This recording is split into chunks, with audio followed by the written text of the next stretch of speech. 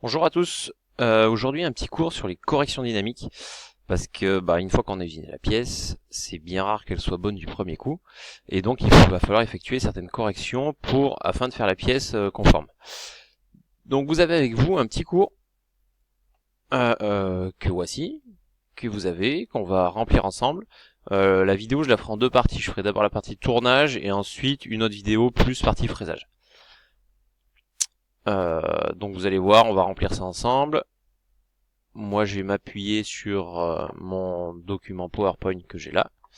Et voilà, donc les corrections dynamiques, le but d'une correction dynamique, c'est de réaliser la pièce tout en respectant les cotes qui sont sur le dessin de définition. Le dessin de définition correspond à un contrat passé avec le client, que le fabricant, le technicien d'usinage, doit absolument respecter. Lors de l'usinage de la première pièce, celle-ci ne sera sans doute pas conforme. Il faudra lui appliquer différentes corrections pour que les codes soient conformes aux exigences du dessin. Après, des fois, à vous aussi d'effectuer des corrections dans le but de faire la première pièce conforme. Si c'est une pièce compliquée qui va coûter très cher, la première pièce, faut essayer de la faire bonne du premier coup. Donc on sera juste limité sur des fois une opération de tronçonnage où là, il y aura pas le choix, on sera obligé de tronçonner pour pouvoir faire une correction. Mais sur des côtes extérieures, on pourra très bien mettre des petites corrections dans mes corrections dynamiques afin de les retoucher pour faire la première pièce bonne. Donc dans tous les cas, que l'on soit en tournage ou en fraisage, il va falloir répondre aux questions suivantes. Alors, les questions suivantes, ça va être quelle dimension veut-on, sachant qu'on vise toujours la cote moyenne. Dans les programmes, c'est toujours la cote moyenne qui est programmée. Quelle est la cote obtenue? Donc mesurer avec le moyen de contrôle adapté. Si c'est une cote très serrée, pas faire ça au pied à coulisses, mais prendre un micromètre ou voilà. Quel est l'écart entre la cote moyenne et la cote obtenue? Quel outil vient usiner cette surface? Donc là, ça demande de bien connaître son usinage et de bien regarder ce qui se passe dans la machine. Quel axe est concerné par cet écart? Donc nous en tournage, ça va être Z et X. Et quel signe doit-on appliquer à la correction? Est-ce que dans ma correction je mets un plus ou est-ce que dans ma correction je mets un moins? Donc là, un petit exemple. Donc là vous reconnaissez, c'est la tête du Legoman. Donc les opérations, on vient charioter dresser le profil extérieur en ébauche. Ensuite charioter dresser le profil extérieur en finition, donc le profil extérieur comme ceci. Tac, et puis là légèrement plus loin. Ensuite on vient usiner la gorge en ébauche avec l'outil T4, faire la finition avec l'outil T4 et ensuite faire le congé derrière et tronçonner. Donc les cotes à respecter, là on a un petit 19H13, 4 plus ou moins 5 centièmes et 32, 0, moins 0,20. Donc cas numéro 1. Moi j'ai contrôlé la cote 19H13 et ma cote 19H13, au lieu d'avoir la bonne cote, donc moi j'ai usiné là. Donc j'ai mesuré, j'ai 19,5. J'ai mesuré avec mon pied à coulisse, alors que je voulais usiner sur cette surface-ci. Donc moi je voulais usiner, la cote moyenne du 19H13 c'est 18,835. Donc moi j'ai usiné ici, je voulais usiner là. Donc je vais dans ce sens-là. Ce sens-là, ça va être une correction sur l'axe X. Ensuite dans quel sens? J'étais là, je veux aller là, je vais en moins. J'ai qu'à regarder mon repère là, je suis là, je veux aller là, donc il faut bien que j'aille dans le sens négatif. Et donc ça sur X.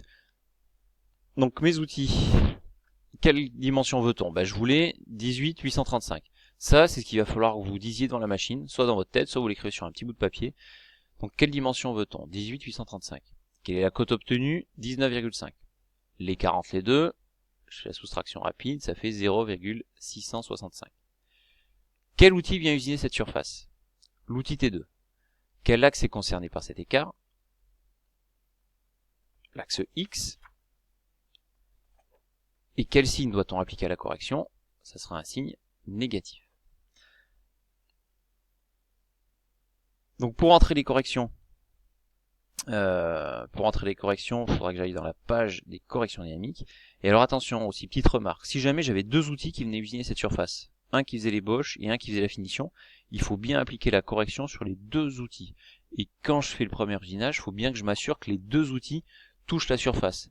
Des fois ce qui peut arriver, s'il y a une petite erreur sur les outils, j'ai l'outil d'ébauche qui va usiner, et puis l'outil de finition en fait il va pas toucher.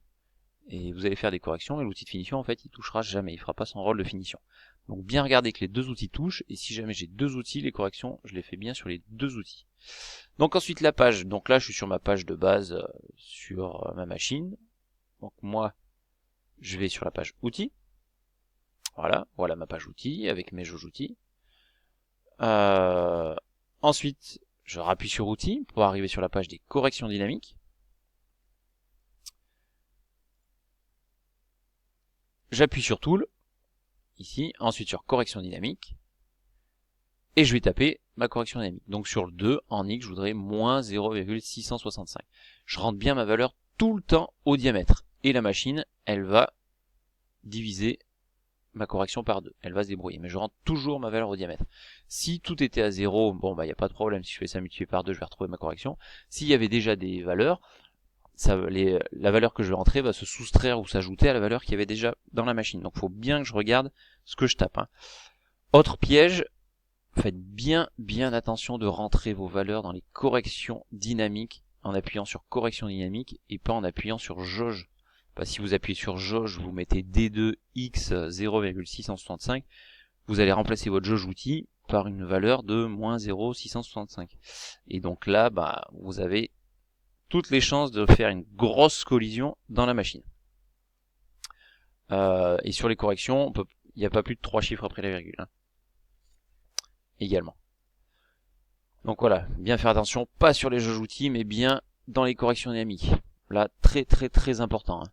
Éventuellement, si vous avez un doute, vous repassez voir dans la page des jauges outils si votre jauge en X, elle est toujours présente. Ensuite, deuxième cas. Donc là, sur le tronçonnage de ma pièce. Je viens tronçonner avec l'outil T4. Moi, mes valeurs, ça va être 30, mes cotes à obtenir. Ma cote moyenne, c'est 31,90. Et quand j'ai usiné, j'ai mesuré avec mon pied à coulisse la cote 32,82. Donc ma pièce, elle est beaucoup trop grande. Moi, j'ai usiné ici, alors que j'aurais voulu usiner là. Donc il faut que j'aille dans ce sens-là. Dans ce sens-là, ça va être sur l'axe Z. Et le sens, il est positif. Parce que je vais d'ici à ici, donc je vais en plus par là-bas.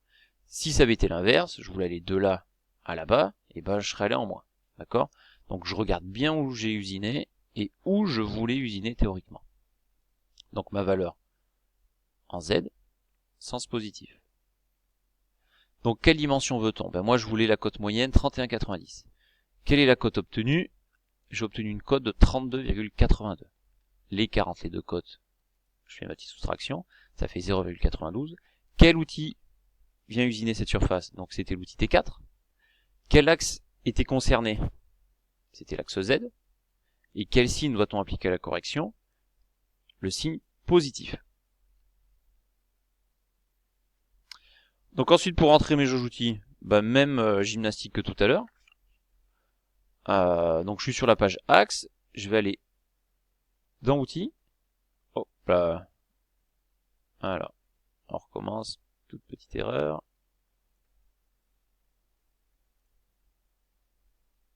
Voilà. Je vais dans la page outils, voilà la page des outils. Ensuite, je rappuie sur outils pour aller à la page dans la correction dynamique. Donc là, je vois sur le D2, j'ai déjà ma correction de tout à l'heure, que j'avais rentré tout à l'heure. Ensuite, je clique sur Tool. Et bien, correction dynamique. Je rentre ma correction sur l'outil 4, en Z, et la valeur. Donc là, il y a... alors là, il y a une petite erreur à l'écran. Ici, il y a une petite erreur. Mais donc là, ma valeur, elle sera bien passée ici, sur le D4, en Z. Là, il y a une erreur. Ça n'a pas bougé par rapport à tout à l'heure.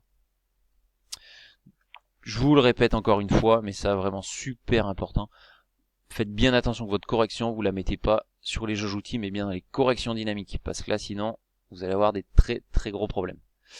Donc là, on a vu sur nos cas sur les corrections extérieures d'un outil et puis sur un outil à tronçonner. Si jamais on avait un alésage, donc un usinage intérieur dans la pièce.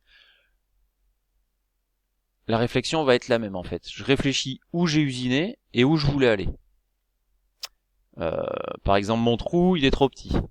Il est trop petit, donc j'ai usiné un trou trop petit. Donc j'avais grosso modo usiné là.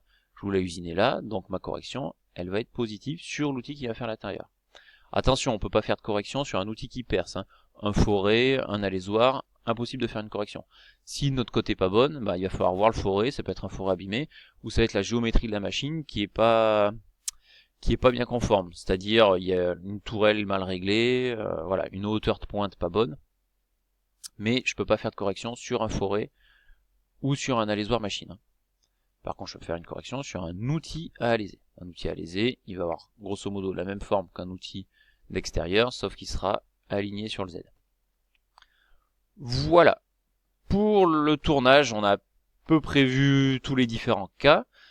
N'oubliez pas, posez-vous les bonnes questions qui sont là. Quelle dimension veut-on? Quelle est la cote obtenue? L'écart entre la cote moyenne et la cote obtenue? Quel outil a usiné? Ou quels outils ont usiné? Quel est l'axe concerné par l'écart? Et quel signe doit-on appliquer à la correction? Réfléchissez bien où vous avez usiné et où vous vouliez usiner. Et puis si vous pensez à ça, vous allez faire aucune erreur sur vos corrections, vous allez faire des pièces bonnes à chaque fois. Voilà, merci, j'espère que cette vidéo vous aura aidé. Si des fois vous êtes sur les machines, vous avez un doute pour faire vos corrections, la vidéo est disponible sur les PC, vous pouvez demander à votre prof de venir la regarder, il n'y a pas de problème. Bonne journée.